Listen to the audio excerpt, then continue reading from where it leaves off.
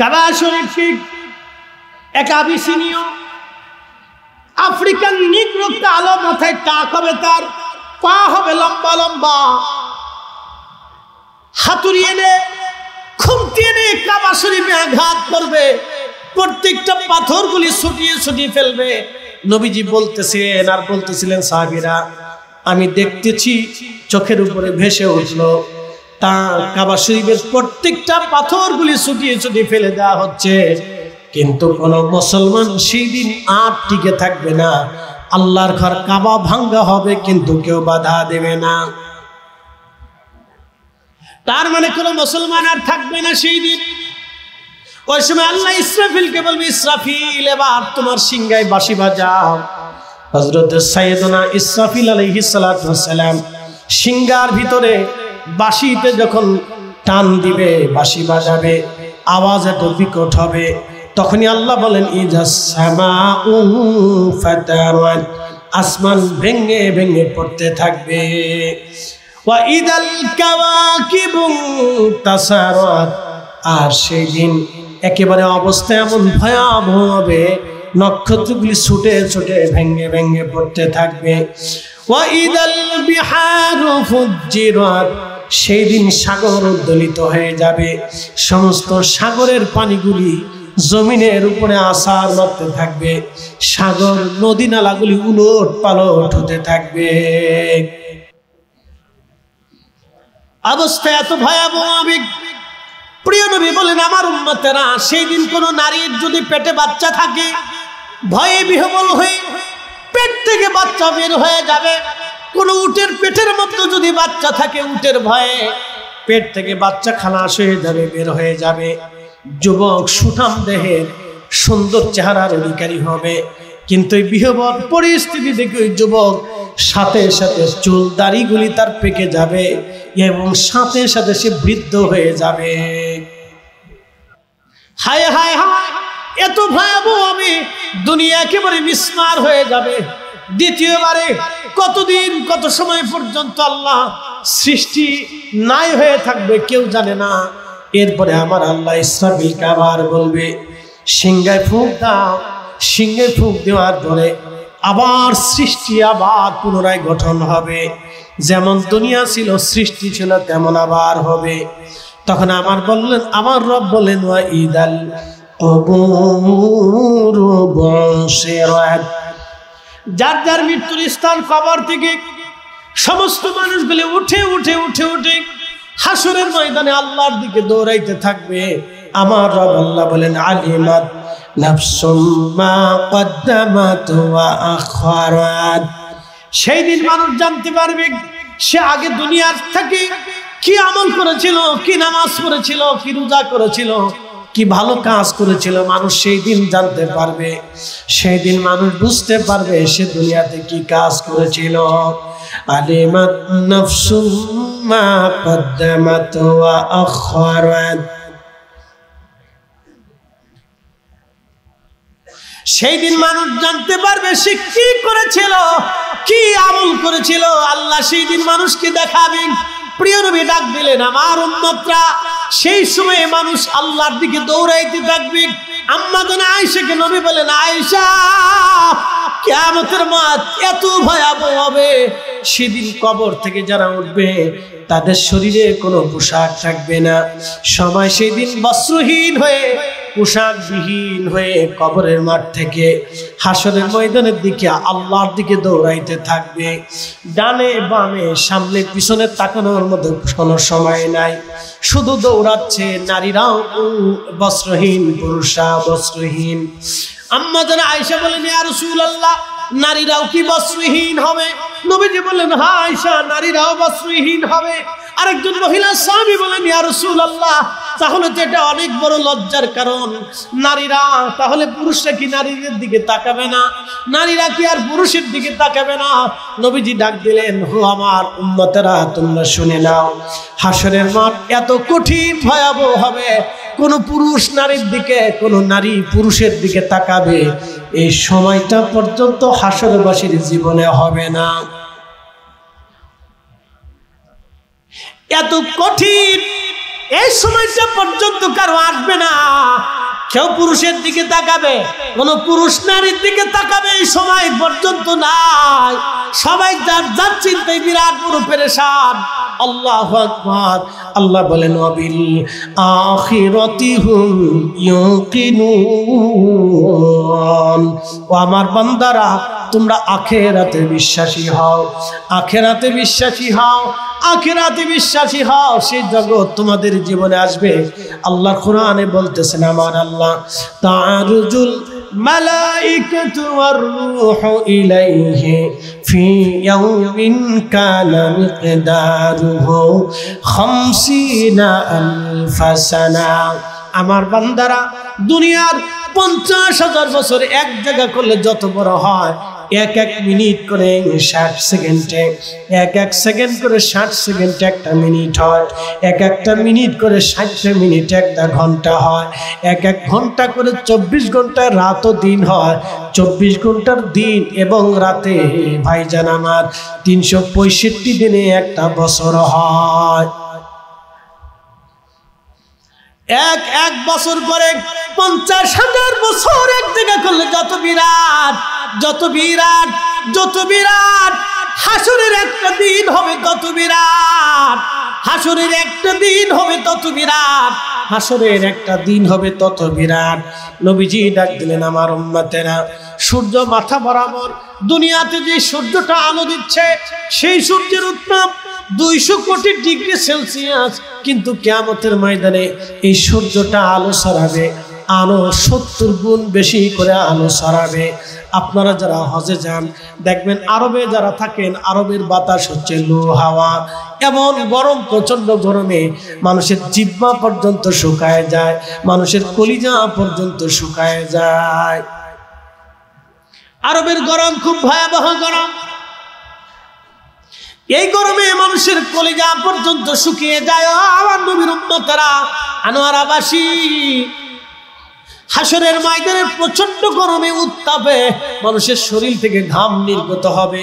নবীজি ডাক দিলেন, ঘাম এত পরিমাণে ঝরবে, মানুষের থুতনি পর্যন্ত ঘামে ডুবে যাবে, কারো বুক পর্যন্ত ঘামে ডুবে যাবে, কারো নাভি পর্যন্ত ঘামে ডুবে যাবে। মানুষের জিহ্বাগুলি বের হয়ে আসবে।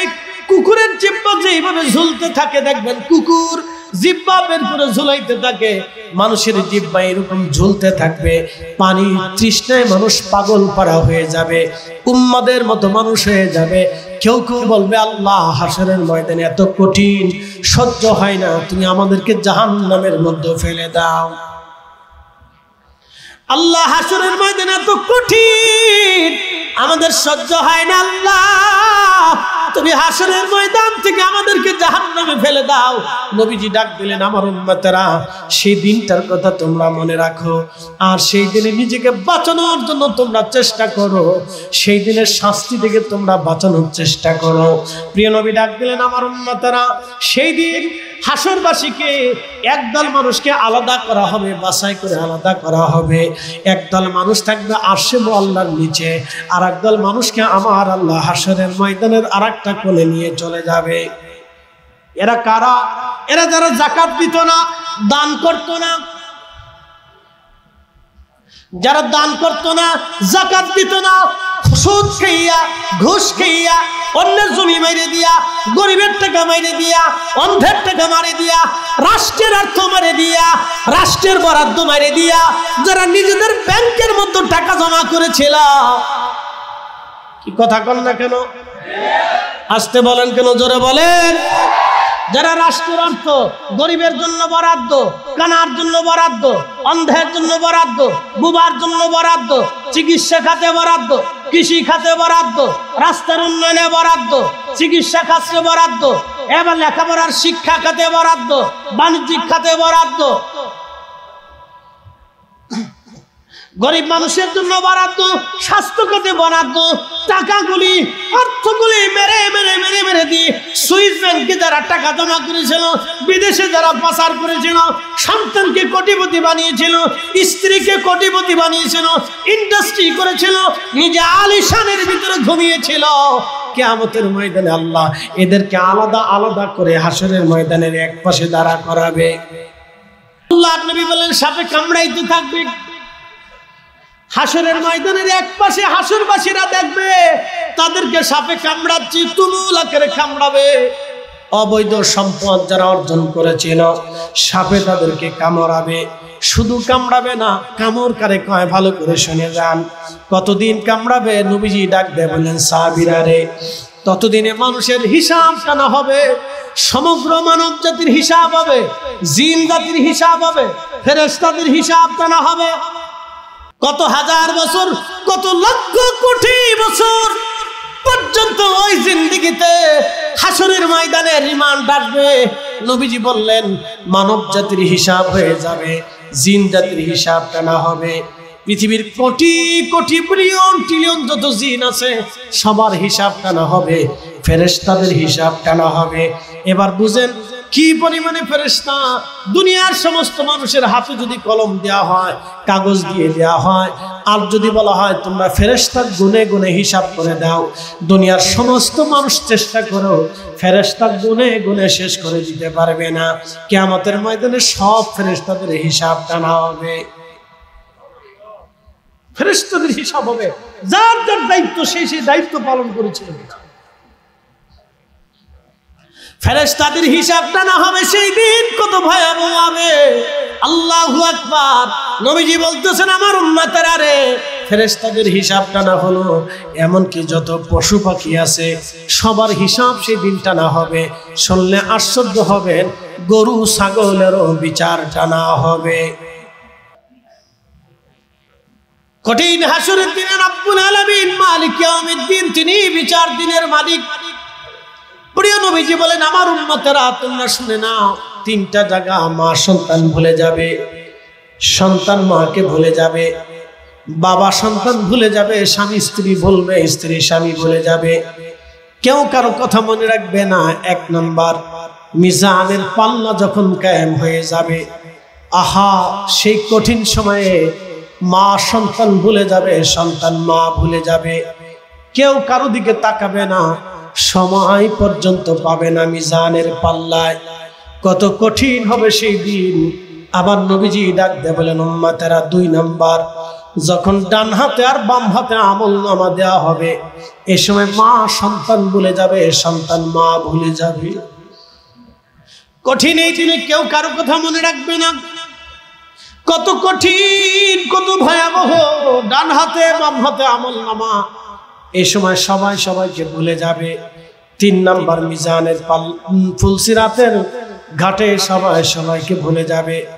যখন জাহান্নামের উপর দিয়ে ফুলসিরাত পার হতে যাবে, কেউ বিদ্যুৎ গতিতে পার হবে, কেউ একটা ঘোড়া দৌড়াইলে যত দ্রুত হয় তত দ্রুত গতিতে দৌড়াবে। একবারে সর্বনিম্ন সীমায় হবে 30,000 বছর লাগবে ফুলসিরাত পার হতে। 30,000 বছর আপনি চিন্তা করেন, এটা একটা জগৎ, এটা একটা জিন্দেগি। 30,000 বছর পার হবে। কেউ হামাগুড়ি দিতে দিতে যাবে, কেউ হামাগুড়ি দিয়ে দিয়ে যাবে, কত দূর যাবে, আবার দাঁড়াবে, আবার যাবে, আবার দাঁড়াবে। অনেক কষ্ট করে 30,000 বছর পার করে তারপরে তারা ফুলসিরাত পার হয়ে যাবে। কেউ চোখের পলকে পার হয়ে যাবে। এই ফুলসিরাতে মা সন্তান বলে যাবে, সন্তান মাকে বলে যাবে, বাবা বন্ধুকে বলে যাবে, বন্ধু বন্ধুকে বলে যাবে, স্বামী স্ত্রীকে বলে যাবে, স্ত্রী স্বামী বলে যাবে। এই জন্য নিজের চিন্তা করে যান হে মুসলমান, নিজের চিন্তা করে যান, নিজের চিন্তা করে যান, নিজের চিন্তা করে যান। আখিরাত বড় কঠিন, হাসর বড় কঠিন, হাসর বড় কঠিন। এই হাসরের ময়দানের ভয়াবহতা এত কঠিন হবে, কঠিন পর্যায়ে সমস্ত মানব জাতি দিশেহারা হয়ে যাবে, পাগলের মতো হয়ে যাবে। আল্লাহর কাহারিয়াত দেখে সব নবী আলাইহিমুস সালামরা পর্যন্ত চিন্তিত হয়ে যাবে। কারণ নবীরা কিন্তু গুনাহ নাই, গুনার জন্য চিন্তা করবে না। আল্লাহর কাহারিয়াত দেখে, আল্লাহর রাগ দেখে সব নবীদের কপালে ভাঁজ পড়ে যাবে। আজকে আল্লাহর রাগ কি করে মিটানো যায়? মুসলমান ভালো করে শুনে যাবেন, নবীজির সবচেয়ে কঠিন শত্রু ছিল আবু জাহেল, আবু লাহাব, উতবা, শাইবা, মুগীরা। বদরের যুদ্ধে সব কয়জনই মারা গেল। আল্লাহর নবী কারো আগুন দিয়ে পোড়াইলেন না, কারো দেহ কাটলেন না, হাত পা কর্তন করলেন না, কারো লাশ দড়ি দিয়ে বেঁধে নবীজি টানা হেঁচড়া করলেন না। কাফেরদের 70 জন কাফেরদের লাশ নবীজি বদরের একটা কুয়া ছিল, কুয়ার মধ্যে নবীজি ফেলে দিলেন। কুয়ার পাশে দাঁড়ায় নবী বলতে লাগলেন, হে আবু জাহেল, হে উতবা, হে সাইবা, হে মুগিরা, তোমাদের কাছে কি আমি সত্যের দাওয়াত ঠিক মতো পৌঁছাই নাই? এখন তো তোমরা চলে গেলা, আল্লাহর জিম্মায় চলে গেছো, তোমরা এখন বুঝো তো, দেখো আমি সত্য বলেছিলাম কিনা। হযরত ওমর রাদিয়াল্লাহু আনহু পাশে দাঁড়িয়ে ছিলেন। হযরত ওমর বলতেছিলেন, ইয়া রাসূলুল্লাহ, ওরা তো মরে গেছে, মরার পরে কি একজন মানুষ শুনে কিনা? নবীজি জবাব দিলেন, ওমর তুমি জানো না, তোমরা যেইভাবে আমার কথা শোনো, তোমরা যেইভাবে আমার কথা বুঝতেছো, তার চাইতে বেশি পরিমাণে তারা আমাকে দেখতেছে এবং আমার কথা শুনতেছে। তারা আল্লাহর জিম্মায় চলে গেছে, ওরা দেখতেছে আমি নবী সঠিক, আমি আল্লাহর রাসূল, আমি ওদের কাছে কালেমার দাওয়াত এত পরিমাণে দিয়েছি, ওরা কালেমার দাওয়াত তো মেনেই নাই, বরং আমার সাথে দুশমনি করেছে। এই কালেমাকে, আমার দ্বীনকে মিটিয়ে দেওয়ার জন্য, আমার তরিকাকে জমিনে ধ্বংস করে দেওয়ার জন্য তারা আমার বিরুদ্ধে যুদ্ধ পর্যন্ত করেছে। আমার বুঝে যান, বুঝে যাবেন একজন কাফেরের লাশের সাথে নবীজির আচরণ কেমন ছিল, বুঝে যান। আবু জাহেলের মতো নিকৃষ্ট কাফের পৃথিবীতে আর কেউ নাই। আবু জাহেলের মতো নিকৃষ্ট কাফের আর জমিনে কেউ হতে পারে না, যিনি নবীকে তিলে তিলে কষ্ট দিয়েছেন এবং ইসলামকে মিটিয়ে দেওয়ার জন্য। কবরের জিন্দেগি আমার আপনার জন্য। প্রিয় নবীজি বলেন, আমার উম্মতেরা, তুমি যেটা খাও এটা তোমার, তুমি যেটা পরনে পরো এটা তোমার, তুমি যেটা আল্লাহর পথে দান করো এটা তোমার, তুমি যেটা খাও এটা তোমার, তুমি যেটা আল্লাহর পথে দান করো এটা তোমার, তুমি যেটা পরনে পরো এটাও তোমার, বাদ বাকি দুনিয়াতে যা রেখে যাবা এটা আর তোমার না। এই সম্পদের মধ্যে তোমার আর কিচ্ছু নাই, সব ওয়ারিশরা ভাগাভাগি করে নেবে। প্রিয় উপস্থিতি, কবরের জিন্দেগি বড় কঠিন। কবরে নিয়ে যাওয়া হবে, আল্লাহু আকবার। কবরে নিয়ে যাওয়ার পরে দুইজন মানুষ কবরের ভিতরে নামবে, আপনাকে রেখে দিয়ে চলে আসবে। আহা, যখন রেখে দিয়ে চলে আসবে, শেষ ব্যক্তিটা যিনি কবর থেকে একেবারে সবার পরে আসবে, তিনি আসার 40 কদম পার হওয়ার পরে মুনকার নেকির কবরে আসবে প্রশ্ন করার জন্য। আল্লাহর নবী বলেন, আমার উম্মতেরা, তোমরা তোমাদের ভাইকে কবরে পৌঁছানোর পরে ইস্তাগফিরু লিআখিকুম, তোমরা তোমার ভাইয়ের জন্য ইস্তেগফার করতে থাকো, দোয়া করতে থাকো। সাহাবীরা বলেন, ইয়া রাসূলুল্লাহ, কেন, কি জন্য দোয়া করব? বলে, কিছু সময় পরে মুনকার নেকির আসবে প্রশ্ন করার জন্য, তোমার ভাইয়ের প্রশ্নের জবাব যেন সহজ হয়, সেই জন্য তুমি তোমার ভাইয়ের কবরের পাশে দাঁড়ায় দোয়া করতে থাকো। কত সময় দোয়া করবে? একটা উট কুরবানি করার পরে ওই উট গোশত ছিলাইয়া, চামড়া ছিলাইয়া, গোশত বানাইয়া মানুষের মাঝে বন্টন করে দিতে যত সময় লাগে, তোমার ভাইকে তুমি কবরের পাশে দাঁড়াইয়া, তোমার ভাইয়ের কবরের পাশে দাঁড়াইয়া তুমি তত সময় পর্যন্ত তার জন্য দোয়া করো, কুরআন থেকে তেলাওয়াত করো, তার কবরের ভিতরে তুমি তালকিন দিতে থাকো, কবরের পাশে দাঁড়াইয়া দাঁড়াইয়া উচ্চ স্বরে তুমি কোরআন তেলাওয়াত করো। এ আনোয়ারাবাসী, কবরে নামানোর পরে সবাই চলে আসবে, কেউ দাঁড়াবে না। আল্লাহু আকবার, সব চলে আসবে। কিছু সময় সন্তান কবরের পাশে দাঁড়ায় কাঁদবে, কিন্তু সন্তান কেন কাঁদে জানেননি? সন্তান কিন্তু বাবার জন্য কাঁদে না, সন্তান কাঁদে নিজের চিন্তায়, বাবা মরে গেছে। যদি বাবা থাকতো তাহলে আমাদের পেরেশানি কম হতো। আজকে বাবা নাই, পেরেশানি বেড়ে গেল, এই জন্য সন্তান কাঁদে। আনোয়ারাবাসী ভালো করে শুনে যাবেন, আত্মীয় স্বজনরাও চলে যাবে, মায়া ভুলে যাবে তারা। আত্মীয় স্বজনও চলে যাবে, তারাও মায়া ভুলে যাবে। নাতি নাতকুর পায়া, সন্তান পায়া আপনারাও তারা ভুলে যাবে।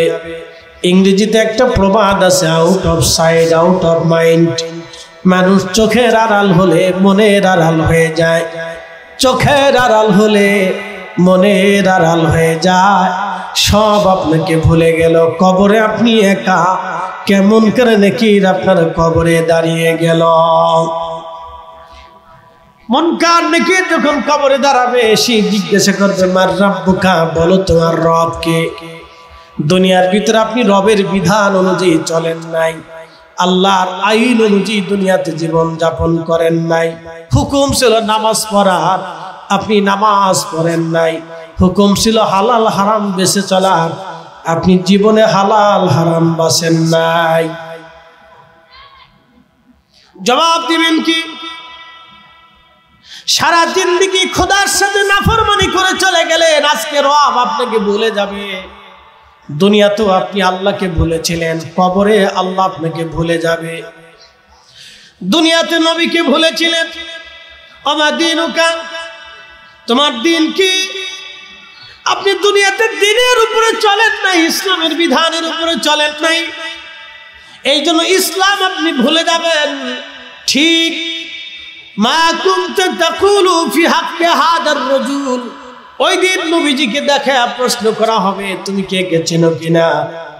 দুনিয়াতে আপনি রসুলের আদর্শ মোতাবেক জীবন যাপন করেন নাই, কবরে রসুল আপনাকেও ভুলে যাবে, কারণ সারাটা জীবন আপনি নবীকে ভুলেছিলেন। বুঝে পারি? সারা জীবন আপনি রসুল ভুলেছিলেন, এই জন্য রসুল আপনাকে কবরে ভুলে যাবে। সারা জীবন আপনি আল্লাহকে ভুলেছিলেন, এই জন্য আল্লাহ আপনাকে কবরে ভুলে যাবে।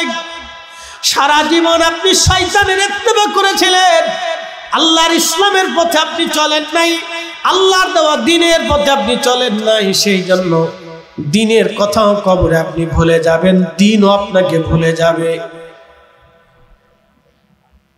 এই জন্য যদি ভুলেন তাহলে আপনাকে ভুলে যাওয়া হবে, আল্লাহ সেই দিন আপনাকে ভুলে যাবে, আল্লাহ রসুল আপনাকে ছেড়ে দিবে।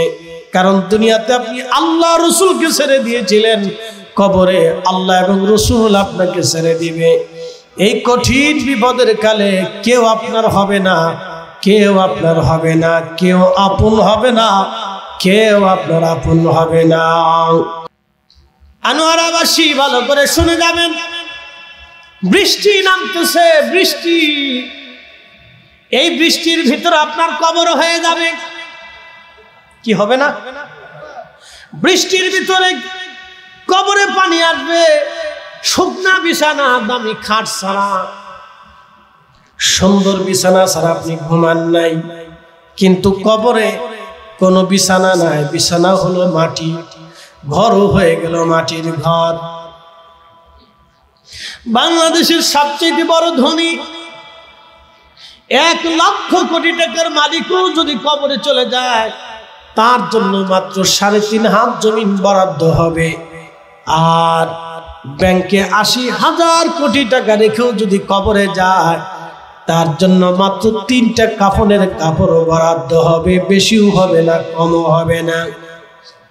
আমার দেশের সবচেয়ে দরিদ্র ব্যক্তি যিনি, সরকারি কাগজে যার নামে 1 শতাংশ জমি পর্যন্ত নাই, তার জন্য বরাদ্দ হবে 3.5 হাত জমিন।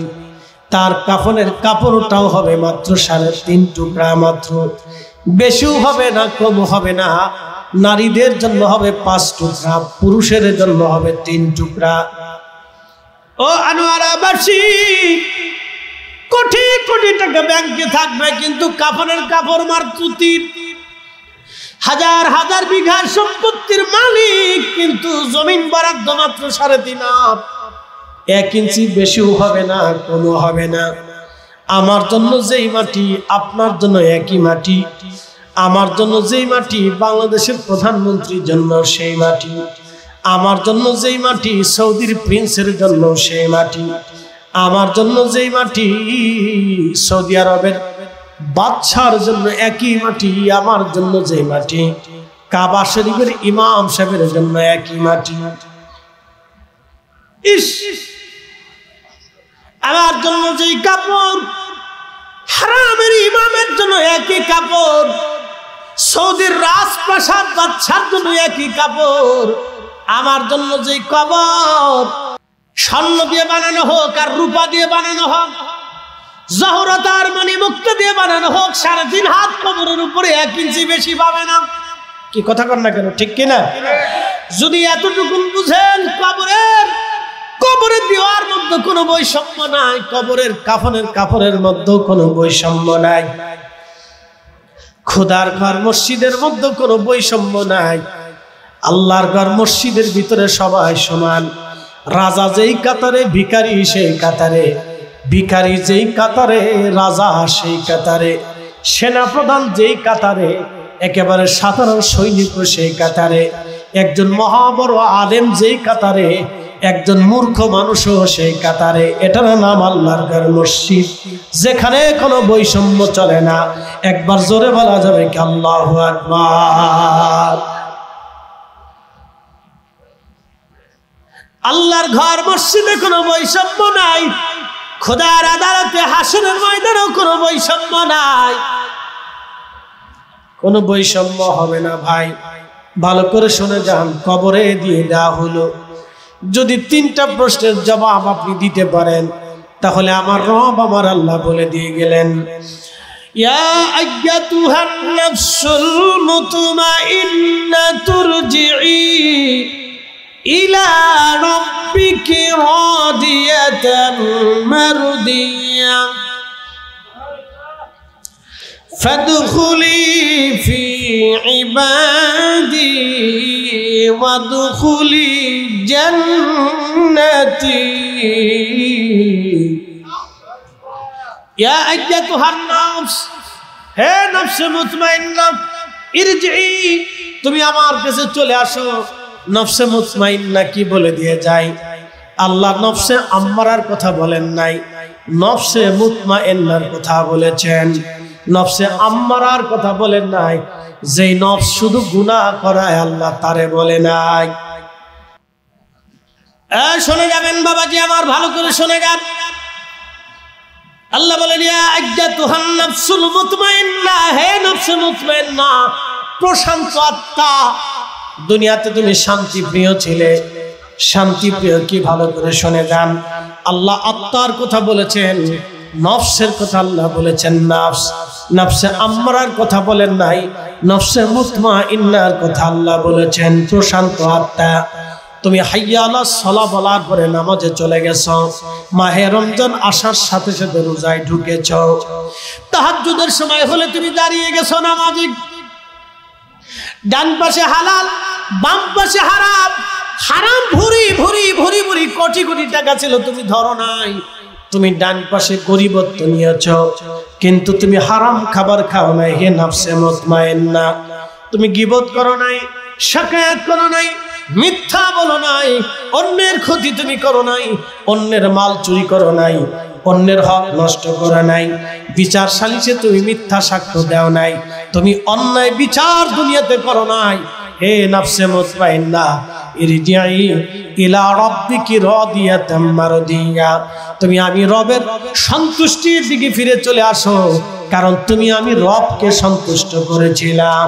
একবার জোরে বলা যাবে কি আল্লাহু আকবার। তুমি আমি রবকে খুশি করেছিলে। হে নফসে মুতমাইন্না, তুমি ইরজিই, যেহেতু তুমি দুনিয়াতে আমি আল্লাহকে খুশি করেছো, আজকে তুমি চলে আসো ইরজিই ইলা রাব্বিকি রাদিয়াতাম মারদিয়া, আমি আল্লাহ তোমার উপরে খুশি, তুমি চলে আসো। একসাথে বলবেন আল্লাহু আকবার। আমার রব, আমার মালিক, আমার আল্লাহ আমাদেরকে ডেকে নফসে মুতমাইন্নাকে জান্নাত দিয়ে দিবে। এই জন্য নবীজি বললেন, আল কবরু রাউযাতুম মিন রিয়াজিল জান্নাহ, কারো কারো কবর আল্লাহ জান্নাতের বাগান বানাবে। আল কবরু হুবারুম মিন হুবারাতিন নার, কারো কারো কবর জাহান্নামের টুকরা হয়ে যাবে। জাহান্নামের টুকরা যাদের কবর হবে, কবরের ভিতরে আল্লাহ সর্প পাঠাবে 99টি সাপ। অনেকে বলে থাকে কবরে সাপ যাবে কেন? প্রশ্ন করি, হে আল্লাহর বান্দা, কেন যাবে শুনে যান। দুনিয়াতে আরেকজনের জমি মেরে দিছিলেন, ওই সময় অন্যের জমি মেরে দেওয়ার কারণে কবরে আপনার সাপে কামড়াবে। দুনিয়াতে অন্যজনের হক মেরে দিয়েছিলেন, সেই জন্য কবরে সাপে আপনাকে কামড়াবে। দুনিয়াতে সুদ খাইছিলেন, কবরে আপনার সাপে কামড়াবে।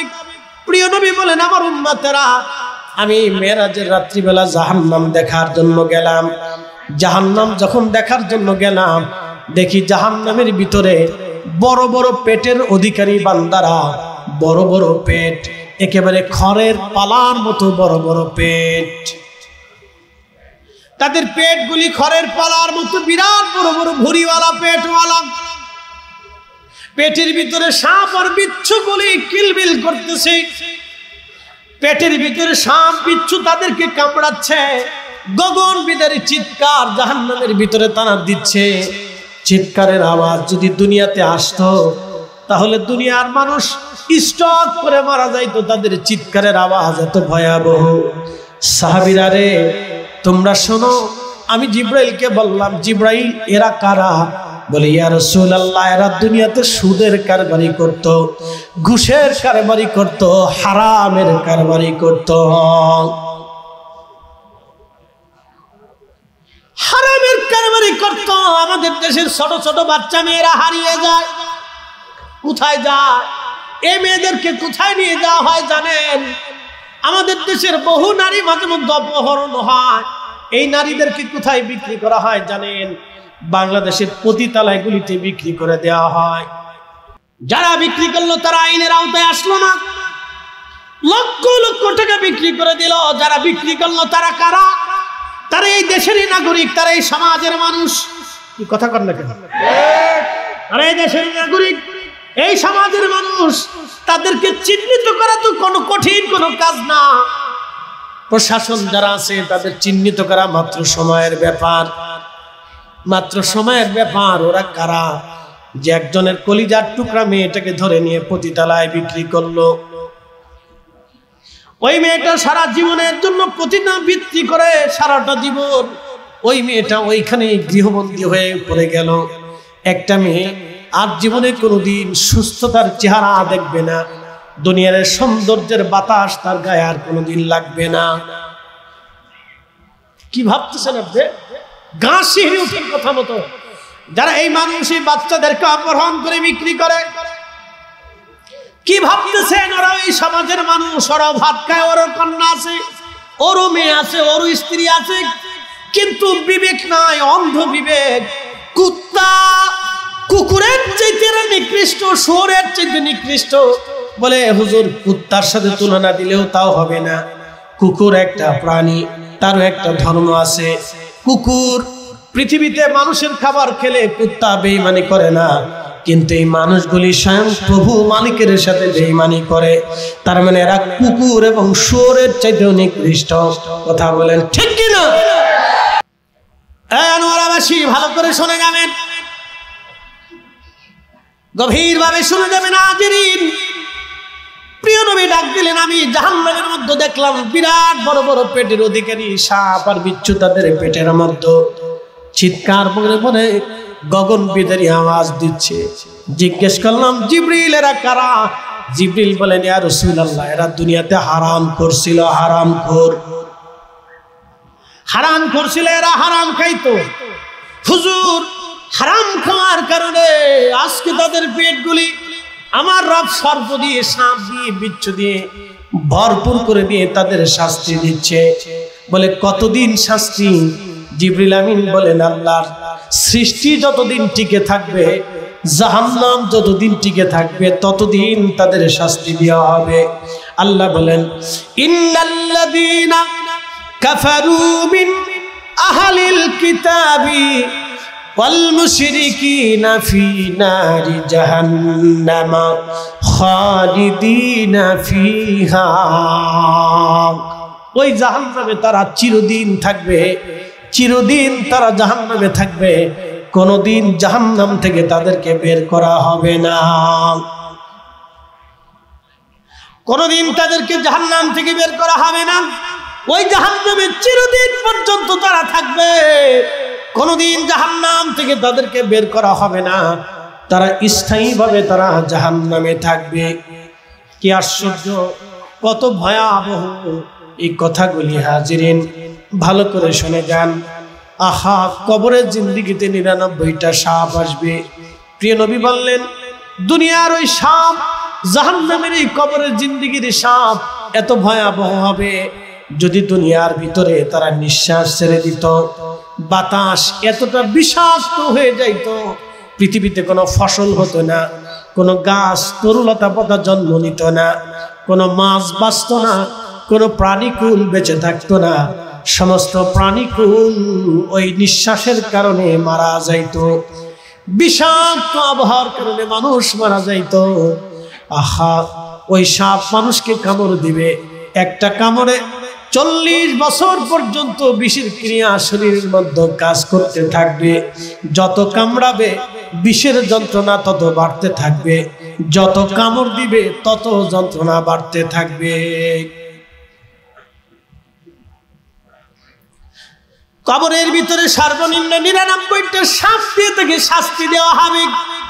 যন্ত্রণা এত কঠিন, এত ভয়াবহ হবে, যারা নফসে মুতমাইন্নার অধিকারী না হবে, নফসে আম্মারার অধিকারী যারা হবে, যে আত্মা সব সময় গুনার দিকে ঝুঁকে থাকতো, যে আত্মা সব সময় পাপের দিকে ঝুঁকে থাকতো, এই আত্মাটাকে এত কঠিন ভাবে শাস্তি দেওয়া হবে কবরের ভিতরে। অতএব কবর কবর কবর ভাবতেছেন কবরের আযাব বুঝি শেষ? না না না, মৃত্যু থেকে হাসর কায়েম হওয়ার আগ পর্যন্ত কবরের আযাব চলমান। কত কঠিন, কতদিন, কত বছর হবে আমরা কেউ জানি না। আনোয়ারাবাসী কতদিন, কত হাজার বছর হবে আমরা তাও জানি না, কত শত বছর হবে তাও জানি না। কিয়ামত কাছিয়ে যাবে, সারা দুনিয়াতে একজন বান্দা আল্লাহকে আল্লাহ ডাকার মতো কোনো বান্দা থাকবে না। সবার শেষে কিয়ামতের পূর্ব সময়ে পৃথিবীতে আল্লাহকে আল্লাহ ডাক দেওয়ার মতো কেউ থাকবে না। তখন হারাম শরীফ, কাবা শরীফ নিরাপত্তাহীন হয়ে যাবে। কাবা শরীফের কোনো নিরাপত্তা থাকবে না। এখন দেখতেছেন কালোরা যুদ্ধ করে, আফ্রিকার প্রত্যেকটা দেশে যুদ্ধ বিগ্রহ লেগে আছে, গৃহযুদ্ধ তারা করে, বংশে বংশে তারা মারামারি করে। আমাদের দেশে মাঝে মধ্যে দেখা যায় এই গ্রাম ওই গ্রাম মারামারি হয়, এই দল ওই দলে মারামারি হয়, এই গ্রুপ ওই গ্রুপে মারামারি হয়। কি কথা কর না কেন, হয় না? এই দল এই দলে মারামারি, রাজনৈতিক দলের ভিতরে পিটাপিটি। এরপরে আমাদের দেশে এই গ্রাম ওই গ্রাম মারামারি। এই গ্রাম মারামারিতে যদি হেরে যায় ওই গ্রামের মানুষ এই গ্রামে আসিয়া এই গ্রামের গরু ছাগল ভেড়া যার যা আছে বাড়ি ঘর ভেঙে চলে, একেবারে সোনা দানা টাকা পয়সা সব কিছু লুটপাট করে নিয়ে চলে যায়। মনে রাখবেন, খোদার কসম করে বলি, ও আসমান ওয়ালার কসম, জমিন ওয়ালার কসম, যে মালিক আমার আপনার জীবন দিয়েছে ওই মালিকের কসম করে বলি, যারা মারামারি করে মারা যায়, নিজেরা মারামারি করে মারা যায়, ওরা জাহান্নামী। যে মারে সেও জাহান্নামী, যে মরিয়া যায় সেও জাহান্নামী। আর আমাদের দেশে আর এক দল আছে তৌহিদি জনতা, ওরা বিভিন্ন দরবার মাজার ভাঙ্গে তারপরে গরু ছাগলে হাঁস মুরগি ভেড়া দুম্বা চুরি করে নিয়ে আসে। এই কথা কর না কেন, ইতর কোথাকার লুচ্চিয়া কোথাকার, এর চাইতে কুকুরেরও অনেক ভালো। আল্লাহ তোমাকে এটা হালাল করে নাই, না রসুলের চরিত্রে এসেছে। নবীজি জীবনের যুদ্ধ করলেন, বদরের জিহাদ হলো, মক্কা বিজয় হলো। আল্লাহর নবী মক্কা বিজয় করার পরেও সবাইকে ক্ষমা করে দিলেন। উহুদের যুদ্ধ হয়ে গেল, হুনাইনের যুদ্ধ হলো। নবীজি যুদ্ধ হয়ে যাওয়ার পরে নবী বললেন, আমার উম্মতেরা সাবধান, কারো বাড়ি আক্রমণ করবে না, কোনো মহিলা হত্যা করবে না, কোনো শিশু মারবে না, কোনো বৃদ্ধের গায়ে হাত দেবে না, কারো মাল চুরি করবে না, বাড়িতে আগুন দিবে না, কারো সম্পদ হত্যা করবে না, কারো গাছ কেটে ফেলবে না, ফসল নষ্ট করবে না। একসাথে বলবেন আল্লাহু আকবার। না হয় না আরো জোরে বলেন আল্লাহু আকবার।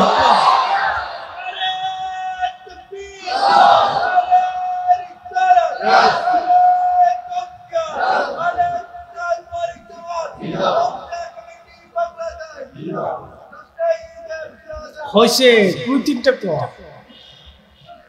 তিনটা কোষ একবারে আহলে সুন্নাত ওয়াল জামাত থাক, এরপরে আর জবাব দরকার নেই। তাহলে মানুষের এনার্জি থাকে না। এত জিন্দাবাদ করলে এরপরে তো খাওয়ান দিয়া লাগবে। কপন যা আছে সব দিয়ে দিস, যা ফিরি দিয়ে দিস।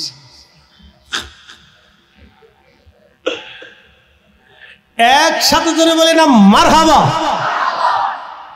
আচ্ছা বলেন তো, যেই লোক বাড়িতে আক্রমণ করে মাল সামান্য চুরি করে নিয়ে আসছে, ও হালাল আনলো না হারাম আনলো? ও জান্নাত আনলো না জাহান্নাম নিয়ে আসলো? ও যে যা খাবে ওখান থেকে যা খাবে সব হারাম। শুয়োরের গোশত আর কুত্তার গোশতের ভিতরে আর অন্যের সম্পদ লুটপাট করে নিয়ে আসার ভিতরে কোনো তফাৎ না। এই কথা কর না কেন, ঠিক কিনা?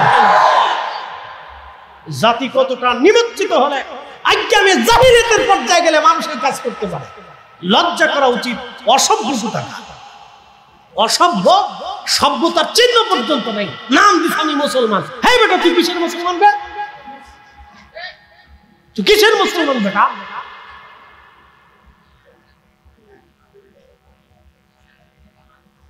এই আনোয়ারাবাসী ভালো করে শুনে যাবেন হাজিরিন। এইদিকে আল্লাহ কথা বলবো না, হাসরের ময়দানের দিকে চলে যায়। ওই সময় রাহমাতুল লিল আলামিন নবী বললেন, কাবা শরীফ ভেঙে ফেলে দেওয়া হবে। বর্তমানে ইথিওপিয়া, কেনিয়া, ঘানা, ইথিওপিয়া, এই অঞ্চলকে বলা হয় আবিসিনিয়া। ইথিওপিয়া, ঘানা, কেনিয়া, এই অঞ্চলকে বলা হয় আবিসিনিয়া।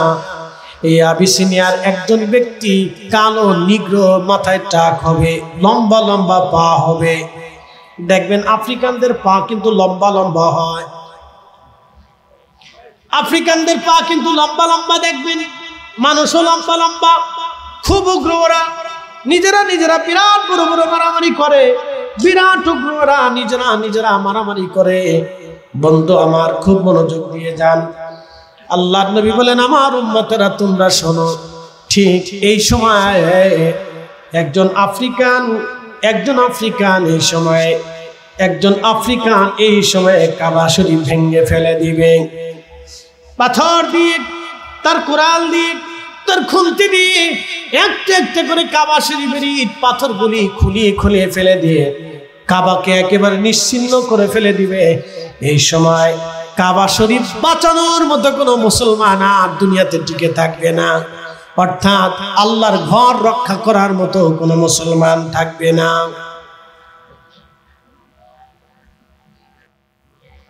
আল্লাহর কাহারিয়ত দেখে সমস্ত সূরা তাকাসুরের তাফসীরে আসছে, আল্লাহর কাহারিয়ত দেখে সমস্ত নবীরা হাঁটু গেড়ে বসে কপালে ভাঁজ পড়ে যাবে চিন্তায় যে আল্লাহর কাহারিয়ত কিভাবে থামানো যায় আজকে।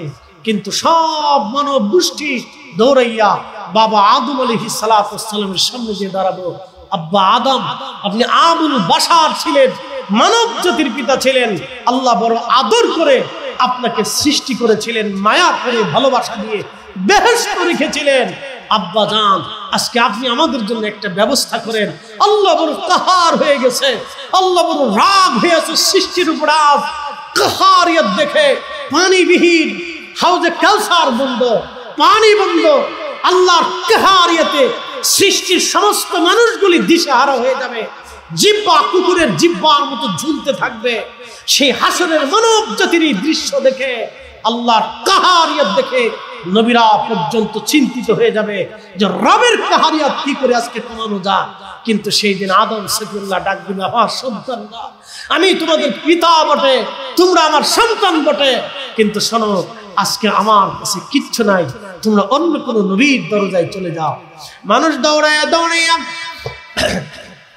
হযরত সাইয়েদুনা নূহ আলাইহিস সালামের কাছে আসবেন, তিনি একই কথা বলে দিবেন। দৌড়াইয়া হযরত দাউদের কাছে আসবেন, তিনি একই কথা বলে দিবেন।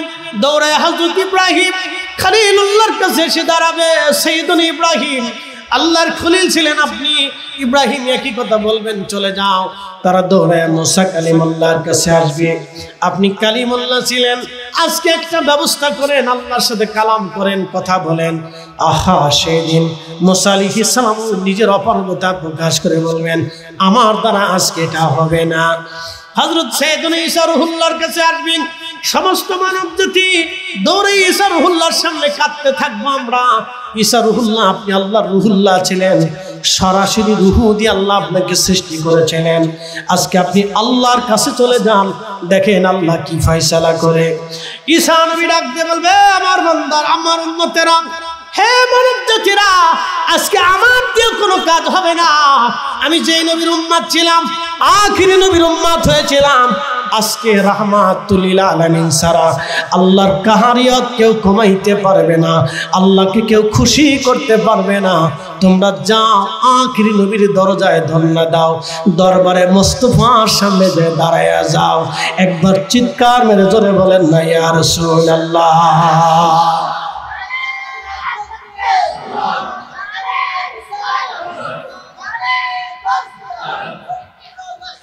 শ্রেষ্ঠ নবী দিলাম রে তরিয়ে নিতে রোজা হাসরে, ঠিক কি না? শ্রেষ্ঠ নবী দিলাম রে তরিয়ে নিতে রোজা হাসরে, পথ না ভুলি তাই তো দিলে পাক কোরআনের বাণী, খোদা তোমার মেহেরবানি। সুন্দর ফুল সুন্দর ফল মিঠা নদীর পানি, খোদা তোমার মেহেরবানি। এ আনোয়ারাবাসী, আমরা সব সেই দিন নবীজির সামনে দাঁড়া কাঁদতে থাকবো।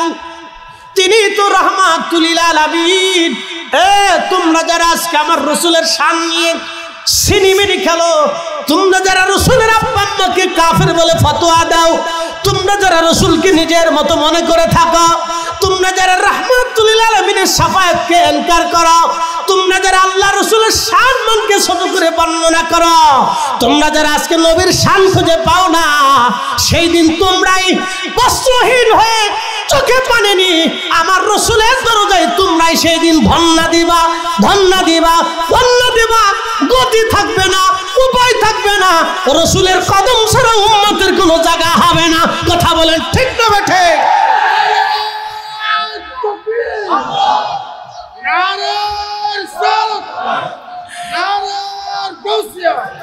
এ নজদি এ নজদি এ নজদি এ নজদি নজদিক এ নজদিক, সেই দিন তুমি বুঝতে পারবা আমার নবীর শান কত, আমার নবীর ইজ্জত কত।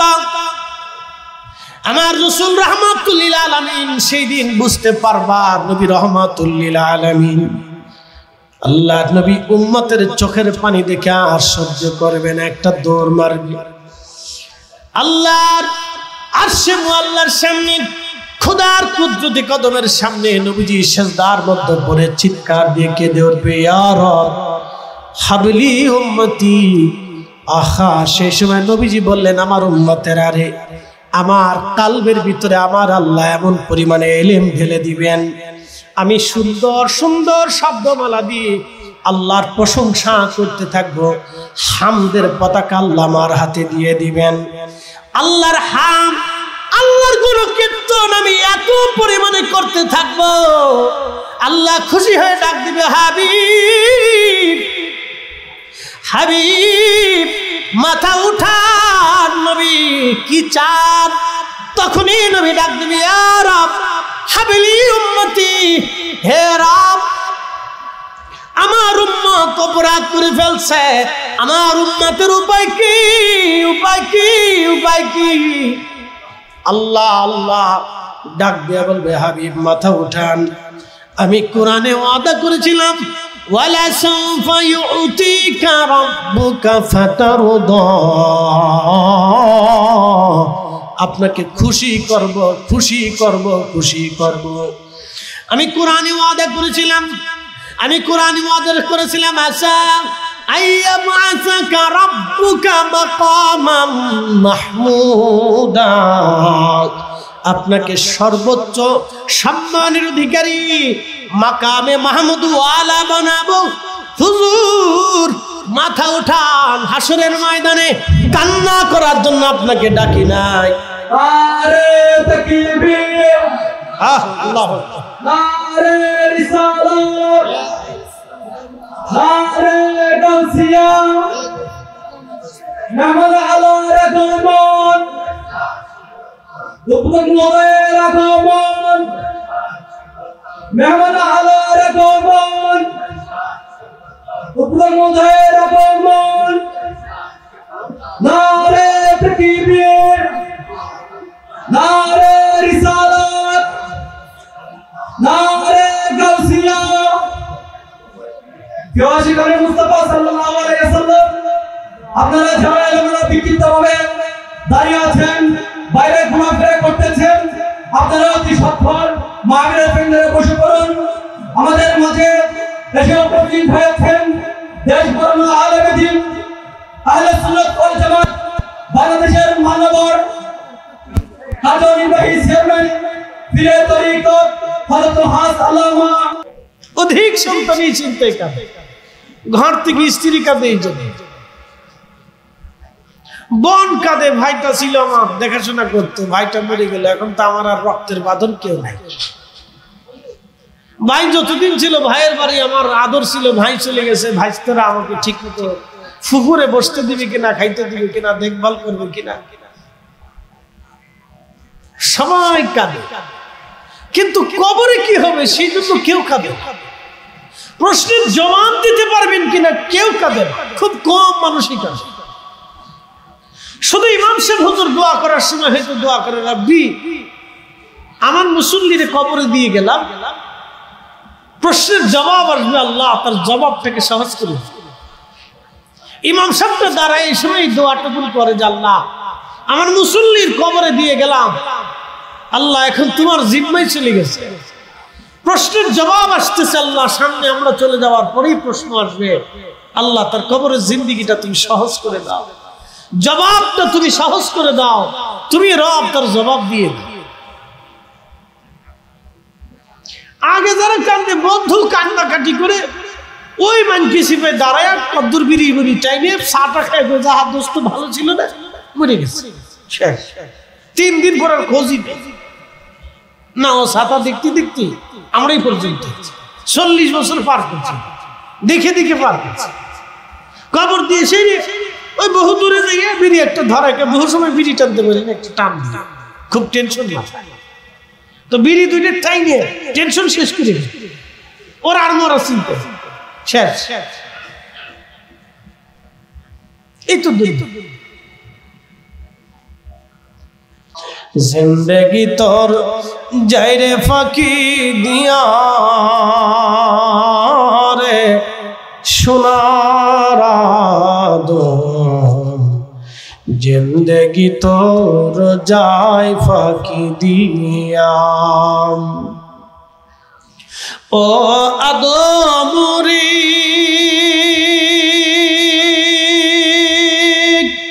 কামিনী রই কোলেতে কাল ঘুমেতে রইলি তুই, সারা নিশি কাটাইলি তুই ঘুমাইয়া ঘুমাইয়া রে সোনার আদম, জিন্দেগি তোর যায় ফাঁকি দিয়া, জিন্দেগি তোর যাইরে ফাঁকি দিয়ারে সোনার আদম জিন্দেগি তোর যাই ফাঁকি দিয়া সালাতুন ইয়া রাসূলুল্লাহ আলাইকুম সালামুন ইয়া হাবিবাল্লাহ আলাইকুম সালাতুন ইয়া রাসূলুল্লাহ আলাইকুম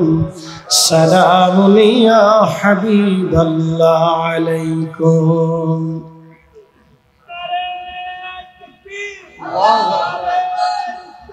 Ya Resulallah. Ya Resulallah. Zindabad.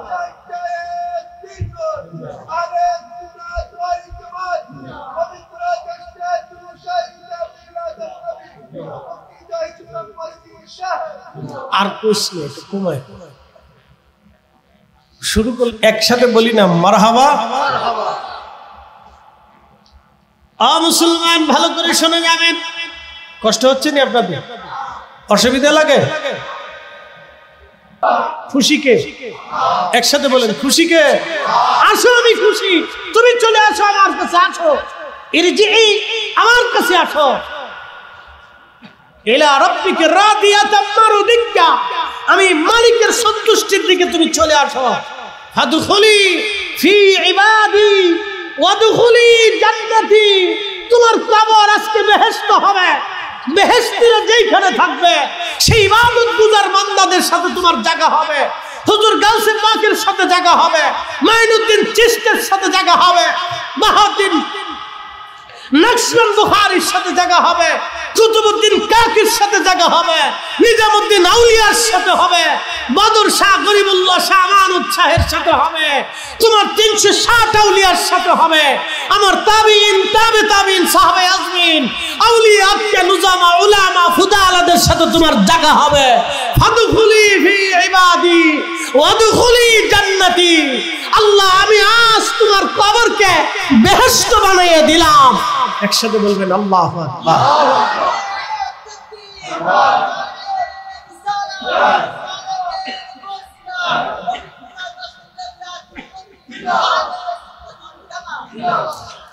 আনোয়ারাবাসী ভালো করে শুনে যাবেন। আনোয়ারাবাসী ভালো করে শুনে যাবেন। এক কুকুর আর এক কুকুরের বিরুদ্ধে মামলা করবে, এক পাখি আর এক পাখির বিরুদ্ধে মামলা করবে, এক হরিণ আর এক হরিণের বিরুদ্ধে মামলা করবে, এক বন্য পশু আর এক বন্য পশুর বিরুদ্ধে মামলা করবে। আল্লাহ দুনিয়ার আদালতে ফয়সালা হয় নাই, তোমার আদালতে বিচার চাই। আল্লাহ সব পশু পাখির বিচারে টান দিবে। সব সৃষ্টির বিচার হয়ে যাওয়ার পরে ওই যে দুনিয়াতে অবৈধভাবে যারা সম্পদ অর্জন করেছিল ওদের বিচার আল্লাহ এবার টান দেবে। তার আগ পর্যন্ত রিমান্ডে নিয়ে সাপের কামড় খাবে, কোটি কোটি বছর পার হবে। সাফায়াত পরে আসবে। অনেকে ধান্দা করে আছে আমি রসুলের সাফায়াতে পার পাবো, খুব চিন্তায় আছে। ইস, আপনি নবীর সাফায়াত করবেন, কাজ করছেন কি? ঘুষের কারবারি করছেন, সুদ খাইছেন, আকাম কুকাম করে রসুলের সাফায়াতের আশা করেন নাকি? নবীকে দিচ্ছেন কি আপনি? কি কথা কর না, কি দিচ্ছেন রসুলকে? আপনি রসুলকে দিচ্ছেন কি? কিছু দিতে পারেন নাই, তো সাফায়াতের আশা করবেন কেমনে? নবীর সামনে কিয়ামতের ময়দানে কোন চেহারা নিয়ে দাঁড়াবেন বলেন তো? সাফায়াতের আশা করে বসে রয়েছে। আশা তো করবো, এটা আমাদের বিশ্বাস আছে, কিন্তু কোন চেহারা নিয়ে দাঁড়াবেন একটু বলেন তো, কোন চেহারা নিয়ে দাঁড়াবেন? এই জন্য সেই জন্য কিছু কাজ করে খালি ওয়াজ শুনে গেলে হবে না, বাড়ি পর্যন্ত নিতে হবে। আমাদের দেশের মানুষ ওয়াজ শুনে কিন্তু বাড়ি পর্যন্ত নেই না, বাড়ি পর্যন্ত ওয়াজ নিলে কি মসজিদে জুতা চুরি হয় নাকি? কি কথা কর না, বাড়ি পর্যন্ত ওয়াজ নিলে এদেশে যারা মুখে পানি লেয় না এরা বিচার করে কেন? কালকে দেখলাম খবরে হবিগঞ্জের এক শিক্ষক এক ছাত্রীকে শাস্তি দিয়েছিল ভুলের কারণে। শেষ পর্যন্ত সমাজ বিচার করে শিক্ষকরে মাপ চাওয়াইছে।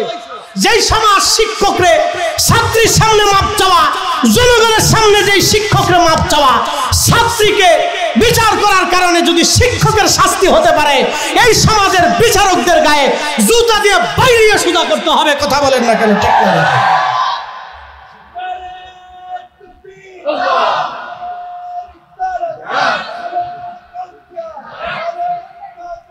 রাখো, আপনি সমাজের বিচারক বানাইছেন, কিসের বিচারক?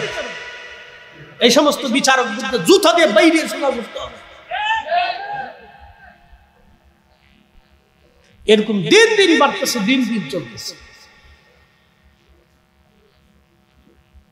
মুসলমান ভালো করে শুনে যাবেন।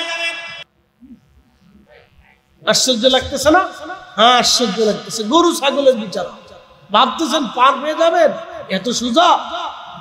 গরু ছাগলের বিচার হবে বলে কি করে? ইমাম সুয়ুতী রাহিমাহুল্লাহ আল-হাবিলিল ফাতুল মুজাল্লাদুস সানি মাসালিকুল হুনাফা বিওয়ালিদিল মুস্তাফা রিসালার ভিতরে তিনি লিখেছেন, রাসূল করিম বলতেছিলেন কিয়ামতের ময়দানে গরু ছাগল পশু পাখিরও বিচার হবে। আল্লাহ সেই দিন তাদেরও ফয়সালা টানবে। সেই দিন এক গরু আর এক গরুর বিরুদ্ধে মামলা দিয়ে বলবে, রব্বি, সে আমাকে মারছিল, গুতা মেরেছিল, আমাকে কষ্ট দিয়েছিল। আল্লাহ, আমি তুমি মালিকের অধীন করে দিয়েছিলাম, মালিক আমাকে লাঠি দিয়ে পিটিয়েছিল। আল্লাহ, সেই ফয়সালা চাই। দুনিয়ার আদালত ছিল না। পাখি বলবে, রব্বুল আলামিন, আমার তোমার ওই বান্দা আমাকে অন্যায়ভাবে হত্যা করে গোশত ভক্ষণ করেছিল। আল্লাহ, আমি বিচার ফয়সালা চাই। সেই দিন কুকুর বলবে, রাস্তা দিয়ে হেঁটে যাচ্ছিলাম, তোমার বান্দা আমাকে লাঠি দিয়ে আঘাত করেছিল। আল্লাহ, তুমি আমাকে মালিকের অধীন করে দিয়েছিলা, সারা রাত পাহারা দিয়েছিলাম। আমার মালিক, দুনিয়ার মালিক আমার খাবার দেয় নাই। আল্লাহ, ফয়সালা দিতে হবে আজকে। তোমার দরবারে মামলা দায়ের করলাম। বিড়াল ডাক দিবে, রব্বুল আলামিন, আমি ইঁদুর পরিষ্কার করে রাখতাম, চামচিকে ঢুকতে দিতাম না, আমি পোকা ঢুকতে দিতাম না, তেলা পোকা তাড়াইতাম, সাপ বিচ্ছু থেকে নিজের মালিকের বাড়ি ঘরকে পরিষ্কার পরিচ্ছন্ন রাখতাম। রব্বুল আলামিন, আমার মালিক আমাকে খাইতে দিত না, মাঝে মাঝে লাঠি সবর মারত। আল্লাহ, বিচার ফয়সালা চাই। সেই দিন রব বিচার করবে। জীবনে এই ওয়াজ শোনেন নাই, আজকে শুনুন, আজকে শুনুন।